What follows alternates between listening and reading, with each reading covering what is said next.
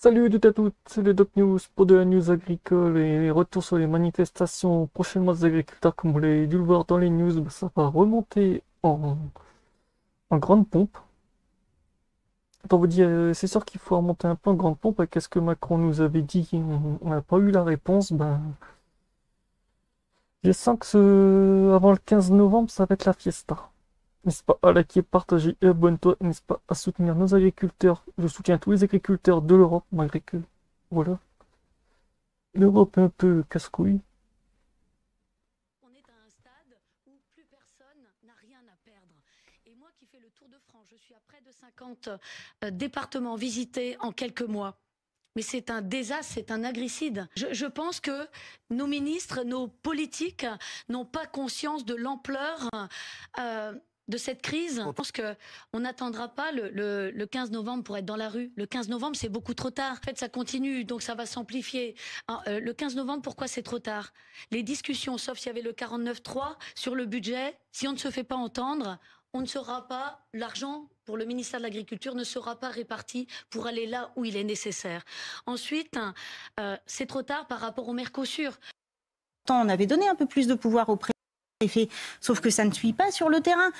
Les prêts à garantie État, c'est pareil, ça n'est pas mis en place. Tout cet effet d'annonce n'a pas suivi sur le terrain. Et nous, on est fatigués, on se rend compte que rien n'est suivi. Et c'est pour ça que la colère gronde de plus en plus. Et en plus, on doit rencontrer donc le Premier ministre ce soir. Mieux vaut tard que jamais, parce qu'il a rencontré la FNSEA le 2 octobre. Donc, ils n'ont toujours pas compris le message. Quand j'ai rencontré Annie Genevard il y a quelques semaines, je lui ai dit, vous avez un seul message à faire passer, c'est que vous allez écouter tout le monde.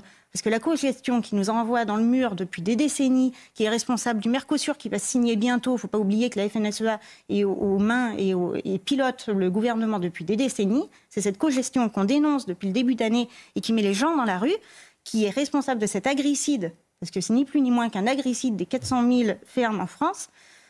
C'est fort ce que vous dites. Ah oui, oui. On a dit à Annie Genevard, vous avez juste un message à envoyer, vous allez écouter toutes les colères, les syndiqués, les non-syndiqués, quel que soit le syndicat agricole, il faut écouter tout le monde.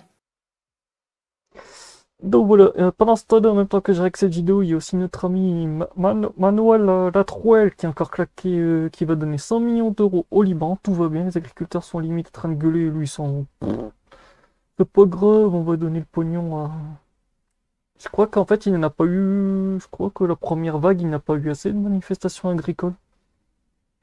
Je crois que c'est pas grave, on va remettre encore une petite cartouche dedans, j'ai envie de vous dire. J'espère que les mouvements, comme ils ont prévu certains, vont être un peu plus explosifs que la première manif. La partie 1 était juste un petit tour de chauffe. Et là, ça va être assez violent, donc voilà. Et n'est-ce pas aussi à rejoindre le serveur Discord pour ne rien louper des prochaines vidéos et j'en passe sur la chaîne. Tchuss!